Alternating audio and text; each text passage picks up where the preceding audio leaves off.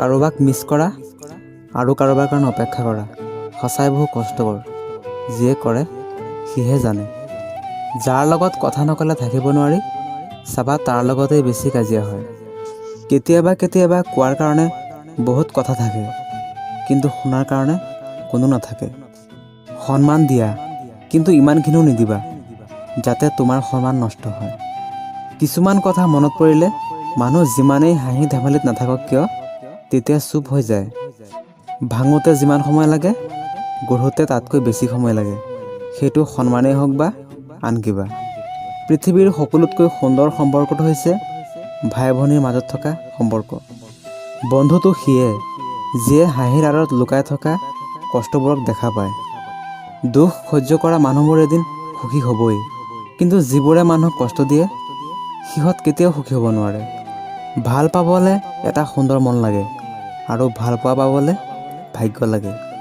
জীৱনত কি পালোঁ সেইটো নাজানো, কিন্তু মোক বুজাৰ নিচিনা কাকো নাপালোঁ। চামৰা বগা হওক বা ক'লা, কিন্তু মনটো পৰিষ্কাৰ হোৱাটো প্ৰয়োজন। বৰ্তমান টকা মানুহৰ মেৰুদণ্ড, শিক্ষা মানুহৰ কাৰাদণ্ড, আৰু সত্য কথা মানুহৰ মৃত্যুদণ্ড। খং আৰু অৱহেলা বহুত বেয়া বস্তু, কাষৰ মানুহবোৰকো দূৰৈত খেদি দিয়ে। আগতে বয়স দেখি সন্মান দিয়া হৈছিল, আৰু এতিয়া টকা দেখি। জীৱনটো মমবাতি নহয়, তথাপিও নুমাই যায়। মনটো আইনা নহয়, তথাপিও ভাঙি যায়। সপোনবোৰ চৰাই নহয়, তথাপিও উৰি যায়। মানুহটো বতৰ নহয়, তথাপিও সলনি হৈ যায়। মানুহ মাত্ৰাই ভিক্ষুক, কোনোবা অৰ্থৰ কাৰণে, কোনোবা ভাল পোৱাৰ কাৰণে। চেহেৰা দেখি যদি মানুহ চিনিব পৰা গ'লহেঁতেন, তেনেহ'লে ভুল মানুহৰ প্ৰেমত পৰি নাকান্দিলেহেঁতেন। দেউতাৰ হোটেলৰ পৰা ওলাই গ'লে বুজা যায় পৃথিৱীত একমুঠি ভাতৰ মূল্য কিমান। সকলোৱে কয় ভালপোৱা দিলে ভালপোৱা পোৱা যায়, আৰু সন্মান দিলে সন্মান পোৱা যায়।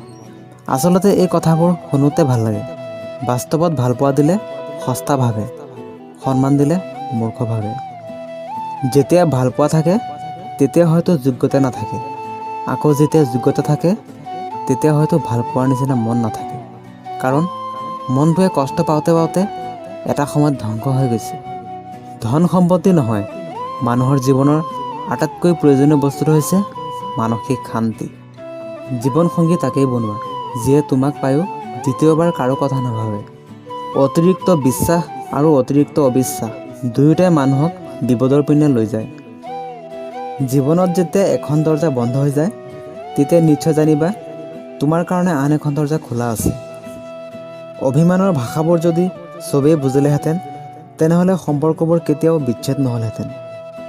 বিয়া পাতিলে দুখীয়া ঘৰৰ ছোৱালীক পাতিবা, কাৰণ দুখীয়া ছোৱালীবোৰেই জানে ভালপোৱা কি। স্বামীৰ বেয়া অৱস্থাটো সিহঁতে কেতিয়াও এৰি নাযায়।